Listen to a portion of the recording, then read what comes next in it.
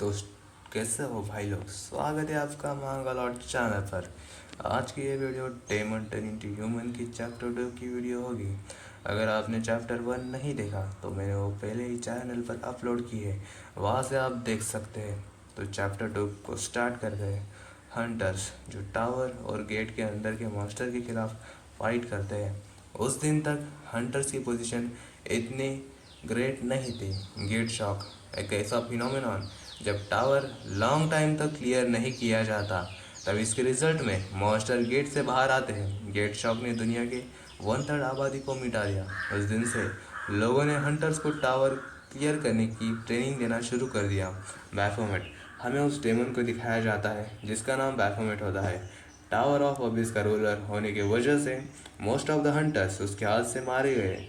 बैफोमेट जो इंसानों द्वारा हराया गया और जिसने खुद इंसान होने का फैसला किया, पर लोगों को मिसअंडरस्टैंडिंग हो गई कि जो एक हीरो की तरह जिंदा लौटा वही उस टावर का क्लियर करने वाला पर्सन है। लोगों को उसकी हीरोइक पावर देखनी थी, पर अनफॉर्चुनेटली उसने अपनी पावर खो दी थी रूलर ऑफ द टावर में से। फिर हमें कुछ लोगों की आवाज़ आती है जो कहते हैं, युगनीम ये खा लो। युगनीम क्या तुम बोर नहीं हो रहे? क्या तुम्हें कुछ इंटरेस्टिंग सुनना है? युगनीम युगनीम यहाँ पे युगनीम का मतलब बड़ा भाई होता है जो हमारे मेन कैरेक्टर को बुला रहे होते हैं।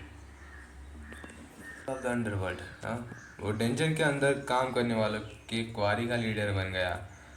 फिर हमें एक पर्सन दिखाया जाता है जो कह रहा होता है, हेलो एवरीवन, मैं अभी अभी ज्वाइन हुआ हूँ, मैं तुम्हारे केयर में रहूँगा। फिर उससे एक आदमी कहता है, ओह तुम वो न्यूकमर हो जो अभी अभी ज्वाइन हुए हो, तुम पूरे जोश में लगते हो, हाँ। फिर वो पर्सन कहता है, तो थैंक यू। फिर वो पर्सन कहता है, नर्वस मत हो, क्या तुमने पहले कभी ये काम नहीं किया? वो पर्सन कहता है, हाँ नहीं। फिर बूढ़ा पर्सन कहता है, आई सी, चिंता मत करो, ये इतना काम हार्ड नहीं है, इसमें सिर्फ ताकत की ज़रूरत होती है। फिर वो यंग पर्सन कहता है, ये टोली बहुत बड़ी है। फिर बूढ़ा पर्सन कहता है, ये उतनी बड़ी नहीं थी कुछ महीने पहले, ये सब हंटर्स की वजह से हुआ है जिन्होंने यहाँ के मॉन्स्टर्स को मार के ये एरिया ओपन किया है। हम सी और डी एरिया में है और तुम डी एरिया में काम करोगे, तुम वहाँ पे बोर नहीं होगे क्योंकि वहाँ पे रेयर जेम्स पाए जाते हैं। फिर उन दोनों को किसी की आवाज़ आती है, सब लोग रास्ते से हटो। फिर हमें एक पर्सन दिखाया जाता है जो हमारा मेन कैरेक्टर होता है। वो लोग कहते हैं, यंग निम आ रहे हैं। फिर वो यंग पर्सन कहता है, ये कौन है? फिर बूढ़ा पर्सन कहता है, अरे मैं तो इनके बारे में बताना भूल ही गया था, तुम्हें इन बंदों के साथ पंगा नहीं लेना चाहिए। वो ऐसे लोग हैं जो माइनिंग ग्राउंड को भी अपना घर बना लेते हैं। वो इविल बंदे हैं जो लोगों को बुली करते हैं जो उन्हें पसंद नहीं आते। और स्पेशली वो बंदा हमें मेन कैरेक्टर दिखाया जाता है, तुम उसे बंदे के आसपास भी मत भटकना। फिर वो पर्सन कहता है, क्या ये ठीक रहेगा उन्हें ऐसा करने देना? फिर वो बूढ़ा पर्सन कहता है, कोई रास्ता नहीं है, ऑपरेशन हेड उसे बहुत पसंद करते हैं क्योंकि वो काम में अच्छा है। फिर हमें एक पर्सन दिखाया जाता है जो कहता है, तुमने अच्छा काम किया। फिर सबसे एक पर्सन दिखाया जाता है जो एक इन्वेलप को देख के कहता है, आ, कौन इन दोनों इन्वेलप में पैसा देता है? फिर उसे एक दूसरा पर्सन कहता है, ये ब्रैट, तुझे नहीं पता रेट्रो को कैसा फील होता है। फिर हमें इन्वॉल्व देने वाला पर्सन दिखाया जाता है जो हमारे मेन कैरेक्टर को भी देख के कहता है, ये लो तुम भी, और रुक जाता है। फिर कहता है, हे, अरे हाँ तुम्हें पता है मैंने क्या है ऑलरेडी उस तरफ पैसा भेज दिया है। ये सुन के हमारा मेन कैरेक्टर शॉक हो जाता है। फिर ये देख के उससे कुछ लोग कहते हैं, युगनिम चलो मैं तुम्हें कुछ यम्मी खरीद के देता हूँ, चलो हम साइबर कैफ में गेम खेलते हैं। फिर वहाँ पे एक पर्सन मेन कैरेक्टर से कहता है, युगनिम तुम अपना सारा पैसा वहाँ पे कहाँ पे बेचते हो? ये सुन कर एक पर्सन उसे चांटा मारता है और कहता है, डम्बास, वो बता देगा जब राइट टाइम आएगा। फिर वो नीचे पड़ा हुआ पर्सन कहता है, आई एम सॉरी, मुझे प्लीज़ माफ़ कर दो, ये फिर से नहीं होगा।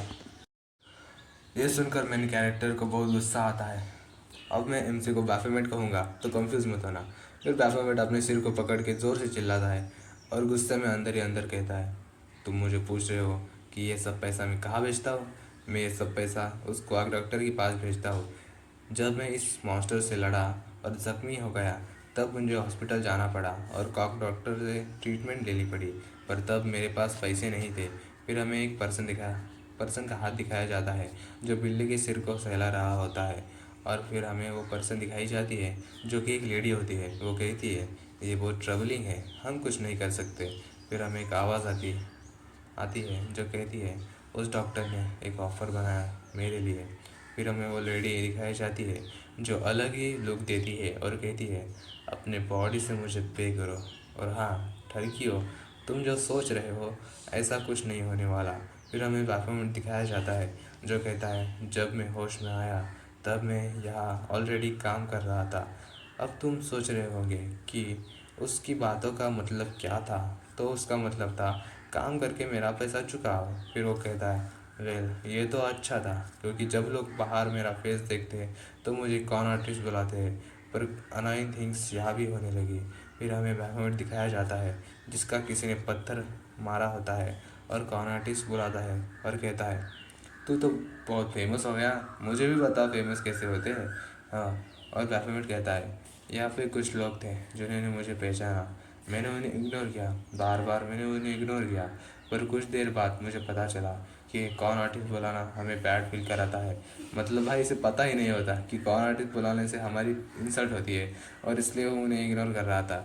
उसे लग रहा था वो उससे बात करने की कोशिश कर रहे थे, पर जब उसे रियलाइज़ हुआ तब वो कहता है मैंने उन्हें पीट दिया। और वो एक पर्सन के मुंह पे पंच करता है और कहता है मैंने उन्हें पीट दिया जिन्होंने मेरे साथ फाइट लेने की कोशिश की। फिर हमें एक पर्सन दिखाते हैं जो कहता है मैंने सुना है तुम अच्छा फाइट कर लेते हो, चलो एक मैच हो जाए। फिर हमें अगले सीन में वो पर्सन नीचे पड़ा दिखाया जाता है, मतलब बैफोमेट ने उसे पीट दिया होता है। बैफोमेट कहता है मैंने उसे पीटा जिसने मेरे साथ फाइट की, और उसके बाद एक के बाद एक बंदा मुझे चिपकने लगे। पर हमें बैफोमेट बैठा हुआ दिखाते हैं जैसे कुछ लोग हिंगलिंग बुला रहे होते हैं। और फिर बैफोमेट कहता है और मैं इस ग्रुप में फंस गया, ये वो नहीं है, ये वो लाइफ नहीं है जो मैं इस ह्यूमन वर्ल्ड में जीने का प्लान कर रहा था। फिर हमें एक मॉन्स्टर दिखाया जाता है जो एक पर्सन की तरफ अटैक करने के लिए बढ़ रहा होता है, और पर्सन अपनी आंखें बंद कर लेता है और मदद के लिए चिल्लाता है। फिर हमें दिखाया जाता है उस मॉन्स्टर का एक हाथ कट गया होता है।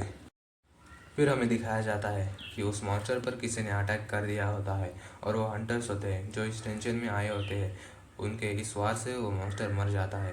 ये देखकर वो वर्कर हैरान होता रहता है।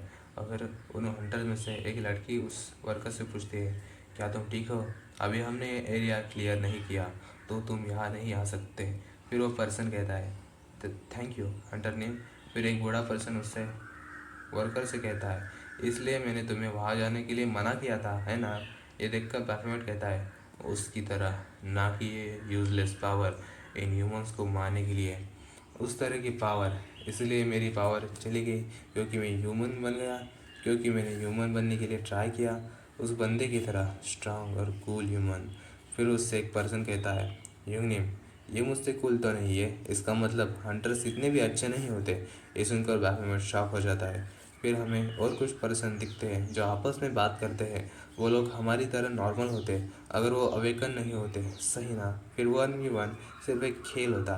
फिर बैफोमेट कहता है वो गलत नहीं है, पर जब तुम स्ट्रांग और कूल हंटर्स को देखते हो तब तुम भी इतने। एक पर्सन कहता है हंटर्स, मैंने सुना है हंटर्स मॉन्स्टर को मार के इन मैजिक स्टोन से बहुत पैसा कमाते हैं। अभी कुछ दिनों में बहुत से हंटर्स पेंट हाउस शेप के टॉप फ्लोर में रहते हुए दिख रहे हैं जो टावर्स की तरह दिखते हैं। फिर बैफोमेट कहता है टॉप फ्लोर पर रहना मुझे पसंद नहीं है। फिर दूसरा पर्सन कहता है वो सब उन्हें इसलिए मिल रहा है क्योंकि वो उनका लक अच्छा है, पर मनी जो तुम कुछ हार्ड वर्क करके कमाते हो वो सच में। इतने में बैफोमेट सोचता है हाँ ये सही है, जिन्हें पैसों की कीमत पता नहीं वो उसे फ्री में पा रहे हैं। फिर एक पर्सन बैफोमेट से कहता है यूनिम, क्या तुम्हें कुछ अच्छा सोच रहे हो। हमें दिखाया जाता है बैफोमेट हंस रहा होता है। ये सुनकर बैफोमेट कहता है हाँ क्या मैं हंस रहा था, मैं सिर्फ क्योंकि तुम फनी हो इसलिए मैं हंस रहा था। ये सुनकर वो सब उसकी तरफ देखते हैं और एक साथ सब पूछते हैं तुम्हें कौन सबसे ज़्यादा फनी लगा। हमने बेट किया है जो यूनिम को पहले स्माइल कर रहा है वो बेट जीत जाएगा। फिर बैफोमेट कहता है हाँ ये वही फीलिंग है जो मैंने पहले महसूस किया था, वो फीलिंग जब मैं टावर के अंदर टॉयज़ के साथ खेलता था।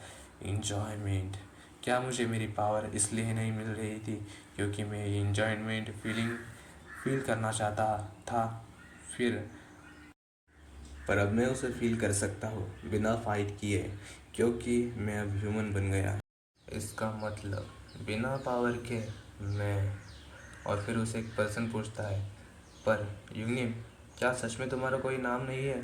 क्योंकि बाफेमेट ने अपना नाम किसी को बताया नहीं होता। फिर बाफेमेट कहता है, मेरा एक नाम था, पर मैं उसे और यूज़ नहीं करता। और दूसरा पर्सन कहता है, ओह, इसका मतलब तुम्हारी एक बैक स्टोरी है जो बहुत कूल है। ओह, फिर तुम्हें मेरा नाम यूज़ करना चाहते हो? मेरे पेरेंट्स ने अपना हार्ट और सोल इस नाम में डाला है, पर वो नाम दिन देख नहीं पाया। वो बहुत खुश होंगे अगर तुम्हारी तरह हैंडसम और कूल पर्सन उस नाम को यूज़ करेगा। फिर बैफोमेट उससे पूछता है, तुम्हारा नाम क्या है? फिर वो पर्सन कहता है, हाँ, मैं तुम्हें बताता हूँ, मेरा नाम चा। पर इतने में हमें उस पर्सन के पीछे आग दिखाई जाती है जो बहुत इंटेंस होती है। फिर बैफोमेट कहता है, क्या ये कैसी आवाज़ है? स्ट्रेंज नॉइस, रुको। और बैफोमेट शॉक हो जाता है और कहता है, आह, क्या मुझे चोट लगी है? और वो अपने सामने का नज़ारा देखकर हैरान हो जाता है। हमें कुछ लोग दिखाते हैं जो आग में जल रहे होते हैं और मदद के लिए चिल्ला रहे होते हैं। फिर हमें दिखाया जाता है बैफोमेट किसी के ऊपर हाथ रखता है और उसे देखता है जो मारा पड़ा होता है, जो उसे तब बात कर रहा था। और उसे वो सारे लोग दिखते हैं जिन्हें वो जानता था, वो सब मरे पड़े हुए होते हैं। ये देखकर बैफोमेट कहता है, हाँ, फिर से सब टॉयज टूट गए। अभी तो मुझे मज़ा आ रहा था, है ना? फिर वो उठने की कोशिश करता है और एक खतरनाक लुक देता है और कहता है, कौन हो तुम? कौन हो तुम कमीने, कौन कमीना? फिर हमें एक सफ़ेद बालों वाली पर्सन दिखाई जाती है। बैकमेट कहता है, कौन सा कमीना? और पूरे गुस्से से चिल्लाता है, कौन है वो कमीना? फिर हमें एक पर्सन की आवाज़ आती है जो इन हंटर से कहता है, जैसे कि मैंने एक्सेप्ट किया था, सी रैंक और के हंटर से जब दोनों साथ में मेरे खिलाफ आते हैं, ये बहुत हार्ड होता है मेरे लिए भी। फिर हमें वो वर्कर दिखाया जाता है जिसे उन हंटर्स ने बचाया होता है। वो उनसे कहता है, मैंने डेंजर में घुस के बहुत कुछ पा लिया, मुझे वो सच में चाहिए। फिर वो मेल हंटर कहता है, द रॉबिंग हंटर्स। मैंने सोचा ये सिर्फ एक अफवाह है कि कुछ हंटर्स हैं जो स्पॉइल चोरी करने के लिए अटैक करते हैं। वो न्यू कमर नहीं, क्या वो पर्सन है? उसमें से सिर्फ आधा है जो तुमने सच कहा था। वो न्यू कमर पर्सन कहता है, पर क्या वहाँ पे कोई सर्वाइवर होगा? फिर हंटर्स कहते हैं, वहाँ पे कुछ इंजर्ड पीपल थे और उनके सर्वाइविंग की पॉसिबिलिटी ट्रीटमेंट के बाद। लेडी हंटर कहती है, चांसेस कम है, पर हाँ, ये वो सोचने का वक्त नहीं है, पहले हमें लड़ाई पर फोकस करना होगा। फिर वो लेडी हंटर डर के कहती है, नहीं, क्या तुम कह रहे हो हमें यहाँ से भागना होगा? फिर वो मेल हंटर कहता है, वो बी रैंक का हंटर है, हम उसके सामने टिक नहीं पाएंगे। लेडी हंटर कहती है, फिर भी हम सिविलियंस को ऐसे छोड़ के नहीं भाग सकते। फिर वो मेल हंटर कहता है, क्या तुम्हारे पास कोई रास्ता है? बट तभी कोई उस पर्सन की मुंडी उड़ा देता है और हमें किसी पर्सन की तलवार दिखाई जाती है जो ज़मीन में घुस जाती है। फिर हमें वो रॉबिंग हंटर दिखाया जाता है जो कहता है, तुम बहुत बोलते हो। और फिर हमें दिखाया जाता है वो लेडी हंटर उस पर अटैक करने के लिए बढ़ती है और कह रही होती है, तू कुत्ते के बच्चे। फिर हमें वो पर्सन दिखाया जाता है जो अपनी जगह पर ही खड़ा होता है और कहता है, हंटर्स को इमोशनल नहीं होना चाहिए, इसीलिए वो जल्दी मारे जाते हैं। और फिर हमें वो लड़की दिखाई जाती है जिसके दोनों पैर कट गए होते हैं। फिर हमें वो पर्सन दिखाया जाता है जो किसी को बुलाता है, बाहर आओ। फिर हमें देखते हैं कि कुछ पर्सन पोर्टल से बाहर आते हैं। उनमें से एक बंदा कहता है, ये सच में बहुत बड़ा है। और वो उस लड़की की तरफ देखते हैं और एक पर्सन कहता है, वो बिना बोले नहीं रह सकती, इसलिए मैंने उसका गला काट दिया। तो उसे से छोड़ सकते हो ना?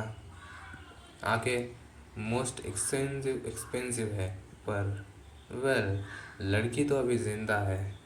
उनकी बात सुनकर वो लड़की डर जाती है। वो हंटर्स कहते हैं, ये एक यंग सी रैंक हंटर है, हम इसको हाई प्राइस पर बेच सकते हैं।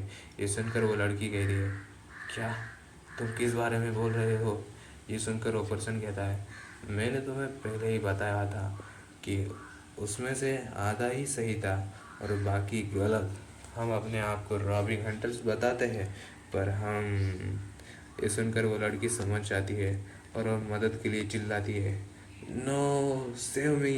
हमें दिखाते हैं वो पर्सन सिगारेट चलाता है और वो हंटर आपस में बात करते हैं, ओह ये हंटर एक्सपेंसिव इक्विपमेंट यूज़ करती हैं, हम इन्हें बेच नहीं सकते, तुम्हें पता है ना, क्योंकि ये रेयर इक्विपमेंट है। उन्हें यदि यही छोड़ दो, क्या होगा अगर हम ये यूज़ करें? फिर हमें किसी पर्सन के पैर दिखते हैं और पर्सन बातें करते हैं, क्योंकि यह वेपन हमारी ताकत कम कर देते हैं। वो लेडी हंटर चिल्ला रही होती है, प्लीज़ सेव मी। फिर हमें किसी पर्सन के हाथ में स्वॉर्ड दिखती है।